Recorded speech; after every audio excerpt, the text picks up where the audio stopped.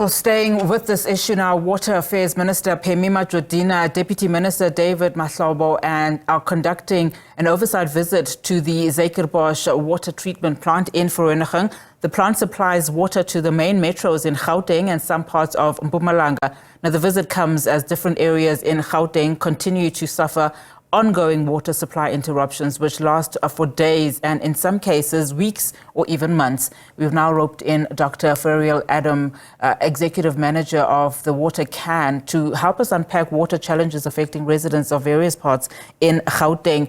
Dr. Adam, thank you so much for your time this afternoon. I mean, this is the same plant when we look at this particular water plant, where last year Rand Water completed, I think, around 50 hours of maintenance work at the Zuikerbosch water treatment plant. Despite this, some areas we are hearing, of course, and also experiencing in Gauteng continue to suffer ongoing water supply interruptions, which, as we've already indicated, can last for months. Just give us a sense in terms of this particular oversight visit. What do you think, do you, for instance, think that it is a good show from the Water Affairs official side to try and get to the bottom of some of our problems?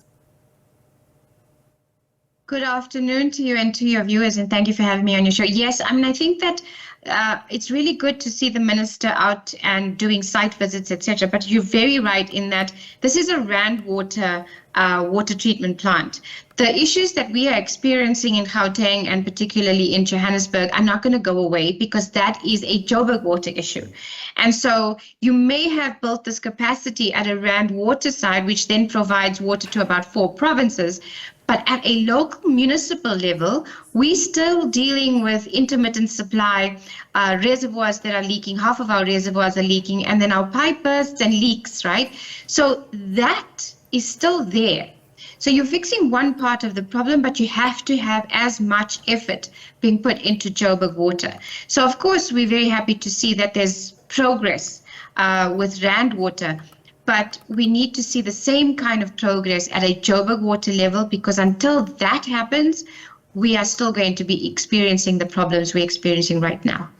And I want you to speak about the synergy and how it should essentially be working between Joburg Water and Rand Water. I mean, even at the time of this maintenance work, Rand Water was saying that it undertakes proactive infrastructure maintenance projects, to preserve the quality and the integrity of its own infrastructure. I mean, to what extent does this then help in, the flow of things as it results to having access to water for many residents? So that's the thing. In a normal situation, if our systems are all working really well, then that kind of communication between the two entities would work very well. But unfortunately, that is not the case.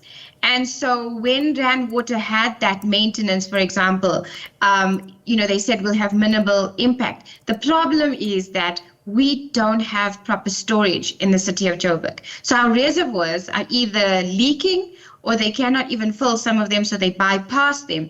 So when we have any stresses or any situation on the system, like we saw with the icon of power, outage, etc., and when they do maintenance, then it affects us all in Joburg. So on the one hand, yes, the communication is, they meet regularly, but until our systems in Joburg are not upgraded, until they don't get the budget that they need, then we are still going to have these problems for a number of years. And you touched on important things, and that brings me to this question in terms of how then do we start thinking about ways in which we ensure long-term water security and also sustained water provision, which is what some residents are desperately seeking.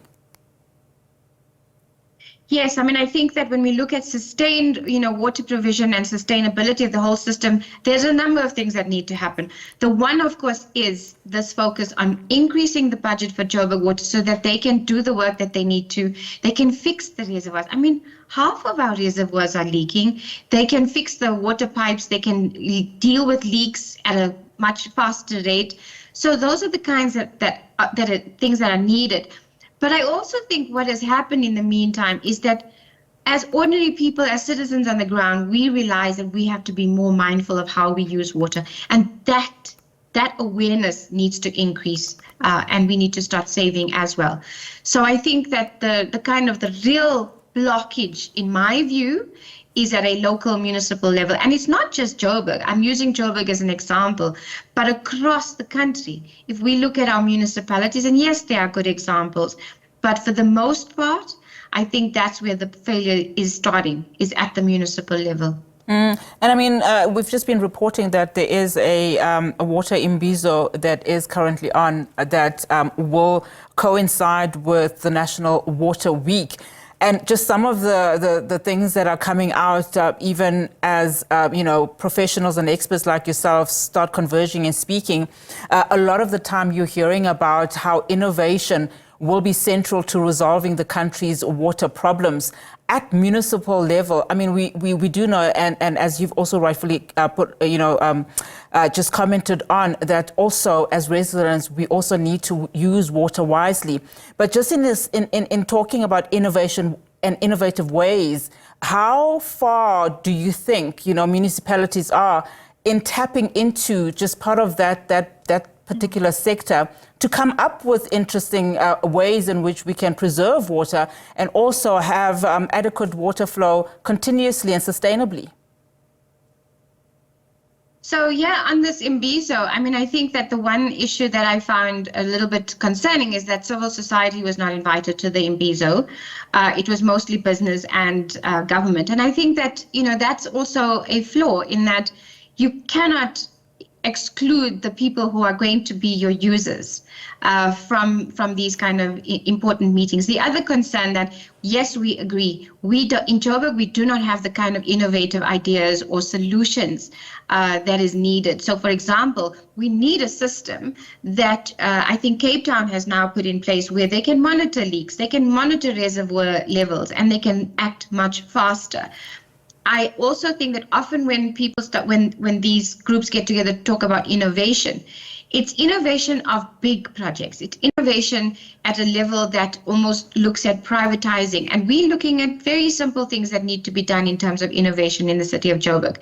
And it's just the smart systems, to be able to alert them better, to be able to, when you log a ticket or a leak, etc., what is the process that then gets that followed up? How do we know that Joburg roads will then go and tar the road properly? So there's a very poor system at the moment, and I think that needs to be improved. So it is hoped that through these kind of meetings that can happen. But I think they need to listen to the people on the ground. They need to listen to communities and hear what they're saying, and they'll get good ideas on innovative ways to deal with water on that.